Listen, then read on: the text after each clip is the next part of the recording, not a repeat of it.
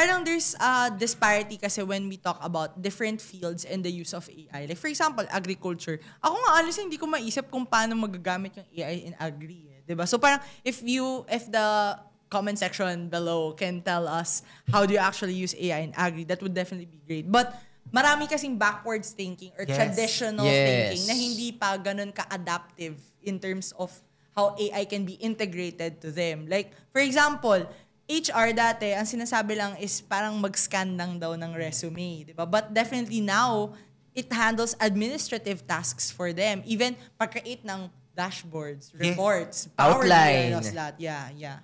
So, and if I may also add there, kasi noong nakaraan may bagong, it also imposes a challenge in the academe. Kasi dati, in the curriculum of HR, if I'm not mistaken, wala pa yung subject na human resource information systems with data analytics.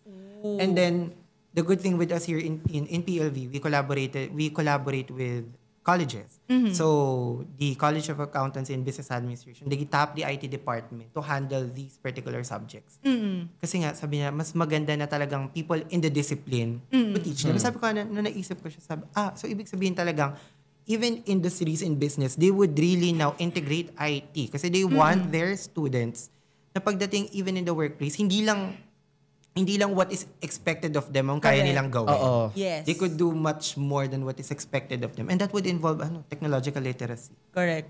Dati kasi nakalagay lang Excel proficiency lang. Yes. Ngayon, parang pwede ka nang maglagay na data analytics talaga yung kinuha niya, di ba? So yeah, definitely. So, when dito naman tayo pag-usapan yung education, like when it comes to being the academe, whether you're a prof or you're a student, sa tingin nyo, paano makakatulong ang AI sa totality of the education system? Not just as a prof, not just as a student, kung kumbaga yung mentality ng ganun. Pero, paano siya makakatulong sa mga policies, for example, ng education system? Nakaka-beauty queen yun. Yes. Very siya. We're not just thinking about the classroom setup. Talagang it's the educational system na. Yeah. For me lang naman, I'm only speaking on behalf of all my experiences in teaching. The problem now with AI is there are still, kagaya na binanggit mo kanina, there are still certain universities that are quite apprehensive with the usage of AI in education. We're quite lucky that coming in PLV, we're very adaptive to it. Kasi especially, it's going to be quite ironic kung nasa IT department ka, pagkatapos, you're very against ka. So you have to be adaptive to it. And not necessarily just adaptive. You should be able to understand future trends. Okay, I love that. It's a good thing in the educational system that, the first of all, is acceptance. We need to accept the fact that AI is also going to be here. It's going to stay. Maybe after 10 or 20 years. It's going to be, it's going to be, lagi natin, buzzword na natin after the pandemic, yung new normal. Okay. It's going to be the new normal. Yeah. Asahan nyo na yan. If I may also share, in the educational system, this is also going to be a crisis in the long run. Probably. I attended a seminar before, parang, the group of participants were, ang daming age groups merong 9, may 15, may 22. And then I asked them a question. It's also about AI in the academy. Okay. Sabi ko sa kanila, kung ito yung assignment ninyo, paano nyo gagawin yung assignment ninyo? As simple as that. Yeah. May sumagot talaga doon as early as 9 years old. Ang sabi niya, ipapasok daw niya yung tanong. It's an equation I'm bad with science, sorry na. Sabi ko, ito yung equation. Tapos ipapasok niya kay ChatGPT yun. Tapos kung ano yung lumabas, yun yung sagot niya. Oh my God! Grabe! Sabi ko, kahit na yun nakalagay doon sa tanong, sa assignment mo is compute for the ganito. Sabi niya, i-double check ko na lang po. Oh my God! Yes, may mga ganyan akong mga naturuan na experiences. Kasi, lalo na kapag mga quiz, tapos kapag digital siya, parang kinuwento sa akin to ng whistleblower sa circle nila. Whistleblower?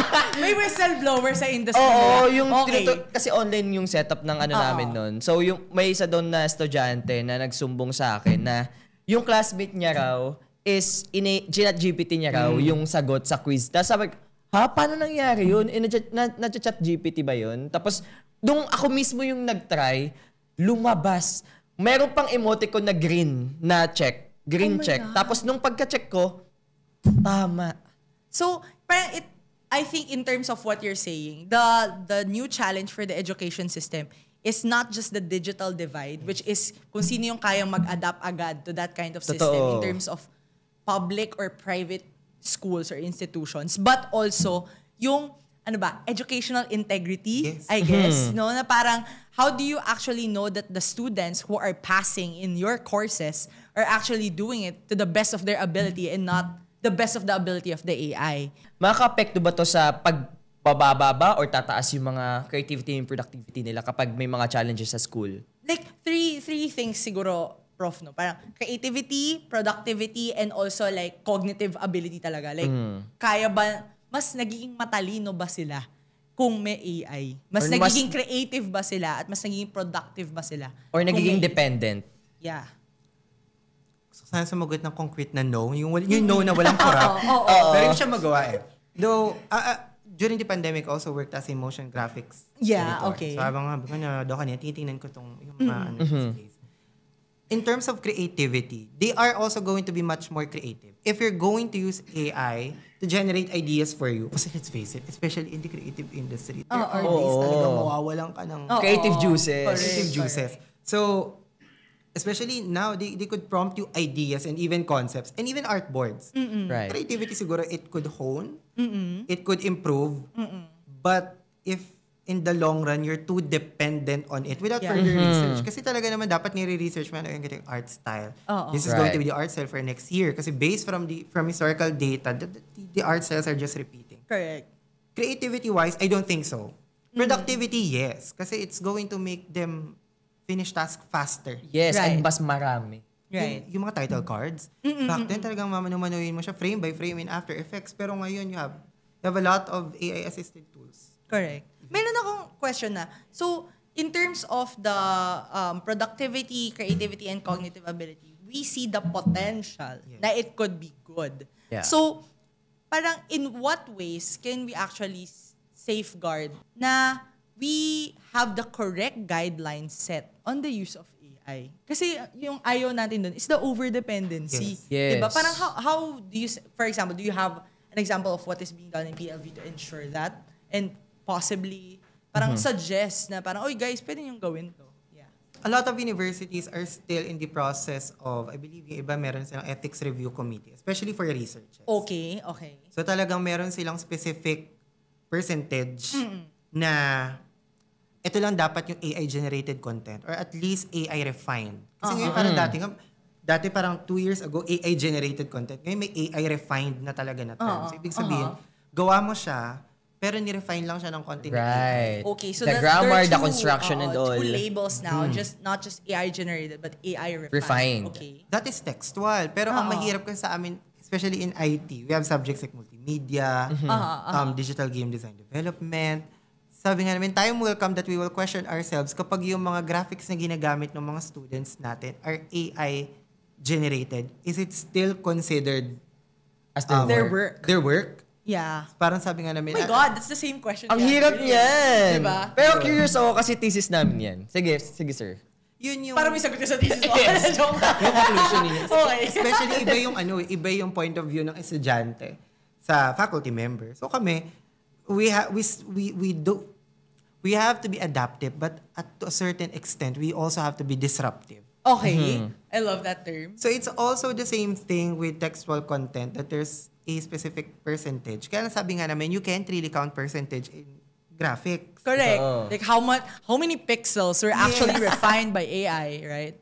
Kaya kami what we do, for example, yung mga capstone projects ng mga students namin, I would really ask them in document form, alin dito yung gawa niyo and then what is AI assisted here? Kasi uso sa kanila yung term na, ay sir, binakat po namin yan. May AI generated imagery. And then, Ginawa nila. gagawin nila Use yung as a stencil. Yeah. Yes. Okay. Kasi sabi ko nga, parang, ginagawa na rin naman namin siya before. Sa libro. Yes. Kukuha ka ng image na galing mo kayo, nakita mo, kay Pinterest. Ang ganda nito, gawin natin siya dun sa game. Tapos sila, ganun naman, AI generated. Ano sabi ko, tapos i-stencil nila. Kaya sabi ko nga, thinking about it, sabi ko, parang mas nahihirapan lang sila. Instead of just accept the fact that in the long run, these are going to be normal. Yeah. Yes. So parang the apprehension comes whether or not the value of the work still holds if it's AI refined or AI generated. I think medyo tricky yung topic na yun kasi it also puts an equivalent value on the workers. Yes. Right. So parang in terms of the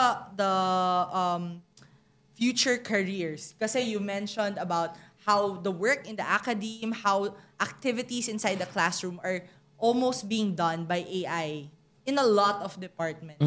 So that also affects how you train them in the real world, diba? Na parang, is it to be expected na the graduates that you will be producing should be proficient in that kind of tool and that kind of disruptive thinking yung magbabago ng workplace natin. But if we think about the current landscape ng mga nagtatrabaho, yung Federation of Free Workers, there was a statistics that said na about 14% of the total landscape of work in the world is actually at risk by AI. So, in terms of job security, are we actually doing them good when it comes to training them with AI? Or dapat ba ibang form of free thinking yung tinitrain natin sa mga estudyante natin to be better contributors in the workplace? What's your take doon, Prof? Ang lagi nila sinasabi, upskilling. Okay. That's our buzzword kanina, like upskilling. But, sa akin kasi, when you upskill students, you just add, kumbaga parang, an addition to their resume. Okay. Na ito kaya nila tong gawin. But, we sometimes forget that they also have to be flexible. Kaya nga, ang lagi namin sinasabi dyan, it's as simple as, kapag pinatayan kita ng internet, pag magagawa mo pa yan, very good. Pero kapag hindi mo magawa yan without the internet, as basic as, let's say, make a document. Just make a document. oh my God. Or Address like write this one, an yeah. essay about something without an internet. Yes. Let's talk about it.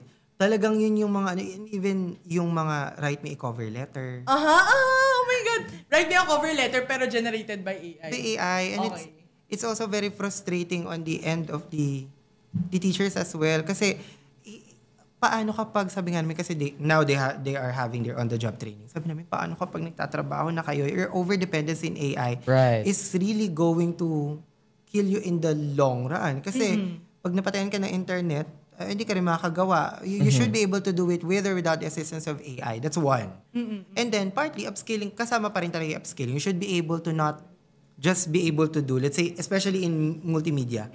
If you're able to do it in Photoshop, that's good. If you're able to do it in Canva, that's good. If you're able to do it in Adobe Spark or whatsoever. Kumbaga versatility in the tools that you're doing. But then, does proficiency mean you can use it in more tools? Or is it the quality of the output? It depends. For me, depending on what you're doing. Okay. Kasi minsan, for example, yun, yung mga yun, like printed outputs, Okay. posters, flyers. Sabi ko nga, if people are going to look at it and they think it's okay, it's readable, Okay. Right. it's okay. But when we talk about proficiency, it's also the techniques. You could be a master of many, but you could be able to make use of different applications, but a master of none. Parang jack of all trades, but a master of none. So, still, you should be able to make use, when you talk about proficiency, you should be able to make use of different tools, but at the same time, you should be at least a master of one or two. Especially today. Correct. Nakakatakot in the industry. Specialization na dapat yung Na isa lang yung alam mo talagang tool. Gawin. Correct. Actually, ang hirap din nun eh. Kasi yung iba talagang mga estudyante, nagiging dependent na talaga sa mga AIs. Like, kasi, kaya yung ibang mga educators, ang ginagawa nila, kapag nagpapatas sila sa mga bata, sa school gagawin, hindi pinapauwi. Oh. Kasi, kapag Face pinauwi to siya, face, char. pag pinauwi siya, di ba, syempre, ipapasa nila yan, printed na, o kaya naman kapag handwritten, syempre, AI-generated na rin yun. Ito Kaya, yung AI is the generation's gawa ng nanay mo. Yeah. Right. Oo, hindi na siya. Kumaga, gawa ng AI yan eh. Oo, 'di ba? Kaya ngayon, yung mga teachers ngayon, mas pinipili na nilang gawin yung mga task ng mga bata sa school kasi para may supervision. Oo, kasi minsan yung mga teachers hindi nila hinahayaan yung mga estudyante na gumamit ng phone. Tapos minsan naman yung mga schools mahina yung internet. So, wala silang choice kundi mag-rely sa sarili nilang utak para tapusin yung activities na yun. Right. 'Di ba? Kasi ang disadvantage ngayon, 'di ba? Ayun nga, nagiging dependent ngayong mga bata. Kahit yung mga small things and small tasks, hindi kayang gawin ng mga bata. Kasi nasanay sila na one click lang yan, ipaprompt ko lang sa ChatGPT, lalabas na agad, mabilis lang yan sa akin. Kaya yung iba, mas pinipiling mag-procrastinate ng mga activity kasi alam nila na Kaya na one click, lalabas na agad. Correct. Kaya yung mga ibang teachers, mas naghihigpit sila sa mga deadlines kasi kapag hinayaan natin yung mga bata na mahaba yung oras nila para gawin yun, ay hindi muna nila gagawin yan. Kasi alam nila na mabilis lang yan tapusin na kapag nagpa-AI sila.